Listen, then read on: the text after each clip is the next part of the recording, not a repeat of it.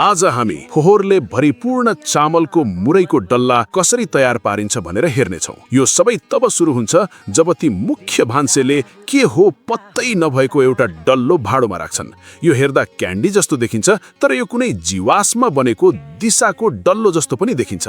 अनि त्यो भाँडोले वाइफाईको आविष्कार हुनुभन्दा अन्तिम पटक साबुन देखेको थिएन होला। त्यसपछि उनीहरू त्यसमा एउटा रहस्यमयी खैरो झोल हाल्छन्। त्यो के हो कसैलाई थाहा छैन, तर हामी सबै एउटा कुरामा सहमत छौं, नसोध्नु नै बेस। उनीहरू यसलाई उम्लुन्जेलसम्म चलाउन थाल्छन् र यसले भावनात्मक समस्या भएको सडक कुकुरको पखाला जस्तै रङ लिन्छ। अब उनीहरू त्यो पखालामा चामल हाल्छन्, माफ गर्नुहोला, क्यान्डीमा हाल्छन् भन्न खोजेको।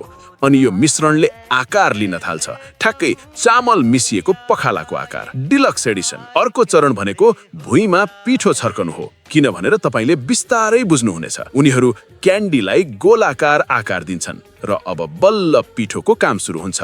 उनीहरू क्यान्डीलाई सिधै भुइँमा लतार्छन्, जुन भुइँमा खस्यो भने स्वाद बढ्छ भन्ने प्राचीन प्रविधिमा आधारित छ। अब पालो आउँछ अत्याधुनिक नेक्स्ट जेनेरेसन प्याकेजिङको। एउटा खाली खुट्टा भएको केटो आउँछ, किनभने जुत्ता लगाउँदा त हाइजिन बिग्रिन्छ नि त। उसले भुइँबाट ती क्यान्डीहरू उठाउँछ, एउटा झोलामा कोस्छ र ल हेर्नुस्, अन्तर्राष्ट्रिय बजारको लागि प्रिमियम क्यान्डी तयार भयो। ये